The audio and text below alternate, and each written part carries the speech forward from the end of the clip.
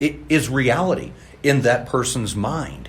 And the thing about perception is we've had a great weekend talking about all the positives in life and laughing about politics and discussing, what we want to accomplish in the future. But it's that perception of, are we living that life of an attitude of gratitude, or are we living that life of an attitude of why can't I get the man's boot off of my neck? Yeah. Pour me, pour me, pour me. Fortunately, Don the Legend always says, pour me another drink. Absolutely. And the reason I'm here is I've heard a wise man say numerous times that a man needs an adventure of a lifetime 3 times a year, every year.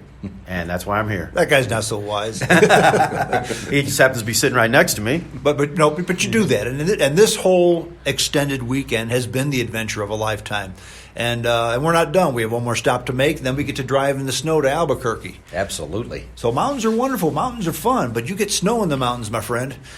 So you just deal with that. I just hope we don't get stuck. I don't think we will. Again. I'm driving, don't worry. We got stuck in the snow looking at it was a place we wanted to go up in the mountains north of here at a higher elevation. The snow was very deep, and buried the Grand Caravan a couple of times up to the axles. But we pushed it out, and we were fine. Okay, and then we had a little snowball fight, and it was good. Life was good. And the atomic oven, you had mentioned that that you needed a big change, and you went from here to there, then there to here, and just looking to change things up. However, correct me if I'm wrong, but at no time did you chuck the job in the can, get rid of your income stream? No. You have to take calculated chances. I mean, risk is good. Yeah. Change is good. Risk is good. As long as it's it's done in the correct fashion. No, I didn't quit my job and hitch a ride to Portland and sit on the corner by Voodoo Donuts and beg for money so I could get back to St. Louis. What's wrong with Voodoo Donuts? Nothing's wrong with Voodoo Donuts if you got the money for them. But the whole thing was I shed off the things that I could. I kept the things that I needed, and I built on the new stuff. And it never included cutting off your income stream. Right? Oh, never. That's the stupidest thing in the world. Whenever I hear anybody make the statement, "Well, I was looking for a job when I got this one, so I don't need me a job," I want to strangle them. Nothing ever gets better by cutting off your income stream. Never, ever, ever. Yeah, I heard once strong that the best way to help the poor is not to become one of them. It's kind of right. It's kind of right. That way you can fight poverty in the right way. If you're always making money, you're always paying taxes, there you go. Yeah, and making money is, like you mentioned, I mean, it is a good thing. But we are so fortunate to live in the greatest country that the world has ever known. We're talking about A.O.'s move from St. Louis to Seattle to Eastern Washington, and he did all of this because he had this opportunity that was in front of him, and he looked of a way to design his life. And I think that has a lot to do with the four of us. We live our life by design. We decide this is what we want to do, and this is who we want to do it with. And then we plan our work, and then we work our plan. We don't sit on our hands and say, well, if it weren't for so-and-so, and if it weren't for this, and if it weren't for that, I'd have what I want. No, we don't make excuses. We look for the direction that we want to travel in, and then we move in that direction. And you mentioned how we have so much opportunity in this country, and we do. It's everywhere. It is freaking everywhere. And it always has been. I think there's a paper, someone wrote it somewhere, that we have the right to life, liberty, and the pursuit of happiness. Pursuit is the key word. That's where I was going with this. We all have the right to pursue our dreams. Yeah. So people 250-something years ago, or whatever it was, excuse me, they knew that. They knew that people like us sitting here would be out pursuing our dreams, and that's what they wanted for us. And people are still trying to get into this country by the hundreds of millions. Nobody's getting in line to emigrate to Pakistan. Okay, nobody's doing that. Nobody. But wait, Strong. There's an unending supply of turmeric in Pakistan. Yeah, well, they import it to this country. Turmeric is good, though. By the way, that's what I love. Turmeric. It's a good natural anti-inflammatory. But we're off track there. But we still have that pursuit of happiness and Yeah. turmeric. Yeah, and that's a great point, Don the Legend.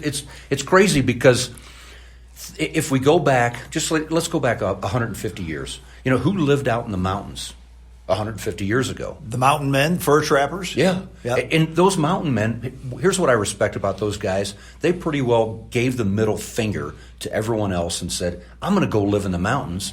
They didn't say, well, I want to live in the mountains as long as I can have a living wage, Right, exactly. as long as I can roll in and get my EBT card and get fed once a week, once a month, whatever. They said, I'm going to go live in the mountains because that's what I want to do. I'm going to hunt my own food. I'm going to cook my own food. I'm going to stave off the wild natives. Or better yet, I'm going to make friends with them. And I'm going to live amongst them. And I'm going to do what I want to do. Exactly. So, and that's that pioneering American spirit that I feel that we need to continue to strive for, because that's what made us great, is the ability to say, I'm going to do it. I'm going to do it my way. And you know what? A lot of times that fails. Tell me a little bit about failure. Oh God, constant.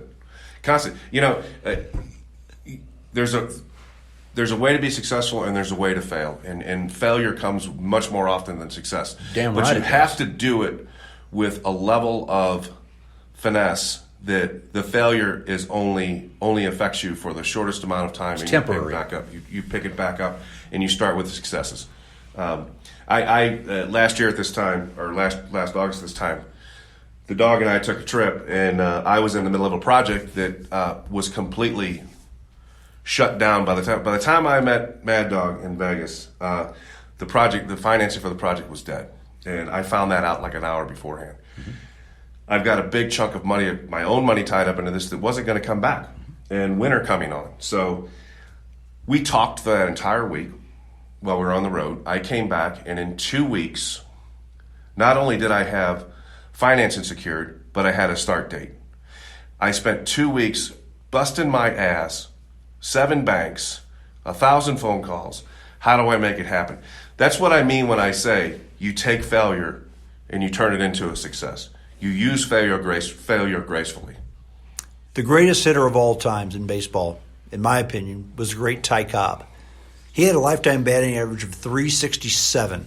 In other words, 2 out of 3 times, he made an out. He failed most of the time. 2 out of 3 times.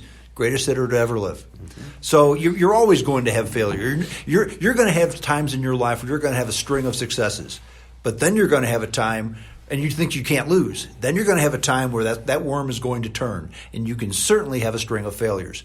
Not one person sitting at this table, not a one, grew up with a silver spoon in their mouth, with their parents giving them money. We all grew up under very, very modest means.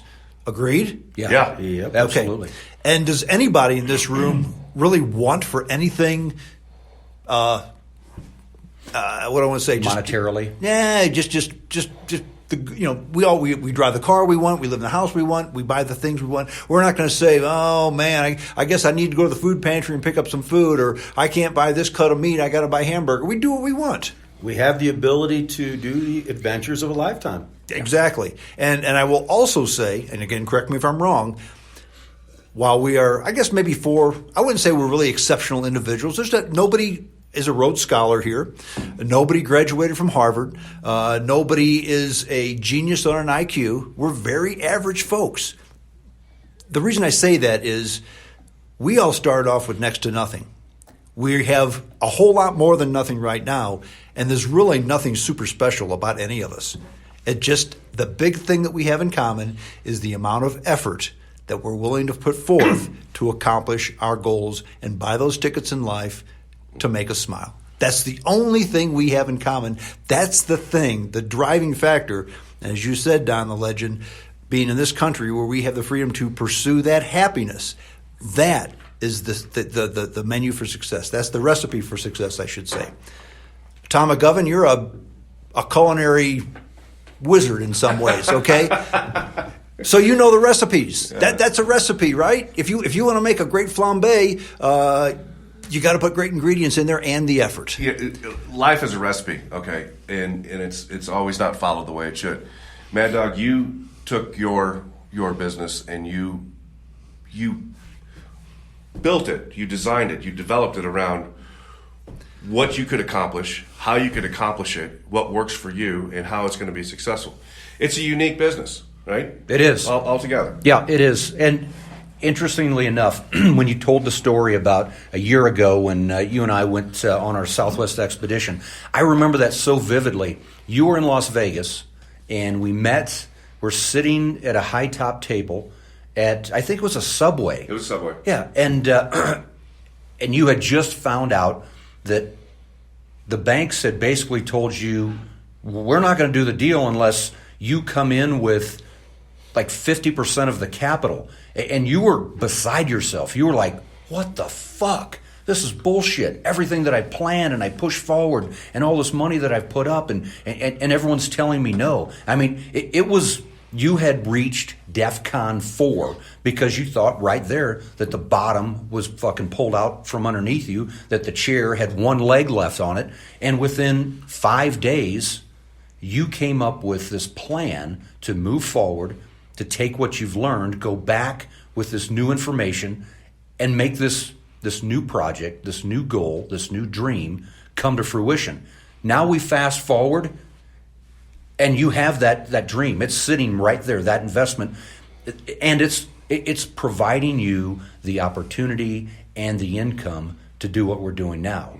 Well, now that money the way you came up with that, did your mommy give you the money? Oh, fuck no. Did the government give you the money? I earned every damn dime of it, and you know, maybe that's why it makes it. Maybe that's why it's more difficult to swallow, because it's money that you busted your ass to get.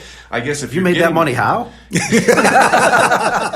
I guess if you're like if you're getting it for free, or if you've got a trust fund or whatever, it doesn't really matter. But I mean, every dime that I sunk into that project came out of my pocket. That's exactly right. And the effort did a consultant come in and sit you down and say you need to do this, this, and that? Or No. you came up with the plan yourself? Right, and the whole reality of it is the people that are sitting around this table are the ones that helped me get through that down portion of the project itself, when things occurred, when family members died, all of that. I mean, not to completely derail the subject, but it's important to have people in your life that you trust and are willing to listen to what they have to say, and not just blow it off.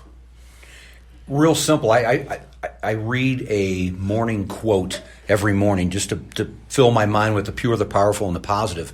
And it stated, if you surround yourself with mediocrity and mediocre people, you'll become one of them.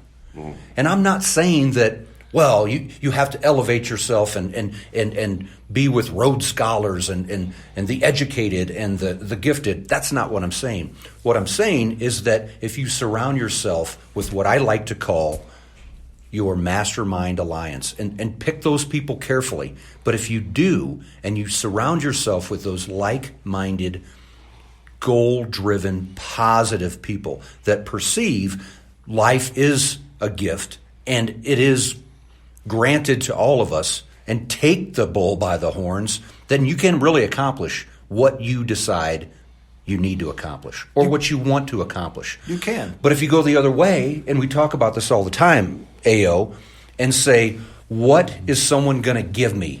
What are you going to give me, Don the Legend? Why can't my local government support me? Why can't I get a free car, a free cell phone, free housing? Phone. Yeah. Well, and I read, and the numbers are going to be a little bit off because I don't have them in front of me, but they're going to be real close. We have an election coming up. The Iowa caucuses for the Democratic Party are coming up very shortly. And basically there's 4 folks in the running. There's Biden, there's Warren, there's Sanders, and there's Buttigieg. I read a quote from Bernie Sanders that in theory sounded good. Bernie Sanders is a big proponent of becoming green because he thinks the world's going to end next week because we run SUVs.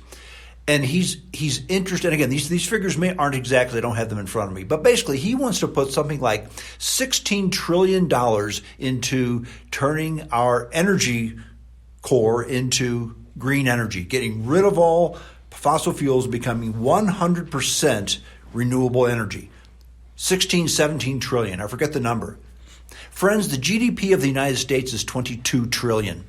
That's not the tax base. That's not